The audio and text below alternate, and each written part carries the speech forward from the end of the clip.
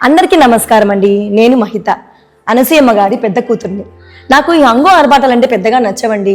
నాకు మా అమ్మకు ఎప్పుడు గొడవలే. ఎందుకంటే మా అమ్మ మనం గొప్పగా ఉండేవాళ్ళము, గొప్పగానే బ్రతకాలి, గొప్పగానే ఉండాలి అంటుంటుంది.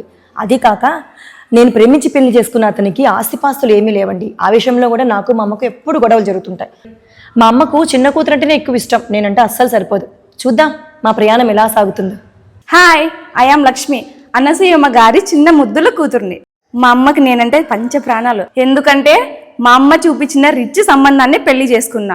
మా అమ్మ గీసిన గీతని నేను దాటను, నేను గీసిన గీతని మా ఆయన దాటడు.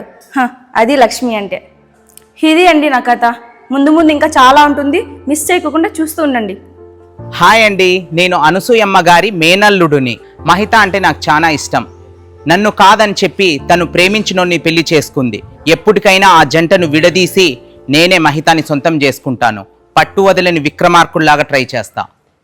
ఇందులో నా క్యారెక్టర్ చాలా ఇంట్రెస్టింగ్గా ఉంటుంది. మీరు చూస్తూనే ఉండండి, మిస్ కాకండి. హాయ్, నా పేరు నరేష్. నేను అనసూయమ్మ గారి పెద్దల్లుని. అవును, నాకు ఒకటి అర్థం కాదు. పేదోళ్ళు డబ్బున్న వాళ్ళని ప్రేమించొద్దా? నా దగ్గర డబ్బు, నేను ప్రేమించి పెళ్లి చేసుకున్న పాపానికి నన్ను బేకారుగా లెక్క చూస్తుంది. ఇన్ని అవమానాలు ఎందుకు భరిస్తున్నానో తెలుసా? కేవలం నా భార్యను చూసి. చూద్దాం ముందు ముందు మా అత్త డబ్బు అహంకారం అణుగుతుందో లేదో.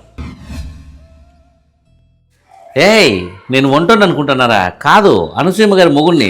నా జీవితం అంటే కేవలం వంటింటికి పరిమితమైంది అనుకుంటారేమో. కాదండి, నాకు ఇద్దరు కూతుర్లు. నా పెద్ద కూతురుందే మహిత, చాలా సౌమ్యురాలు, చాలా అనుకువ, అంతా నాలాగే. నా చిన్న కూతురుందే గొయ్యాలి, రాక్షసి, కొట్లాడి చేస్తాంటది, అంతా వాళ్ళ అమ్మ పోలిక.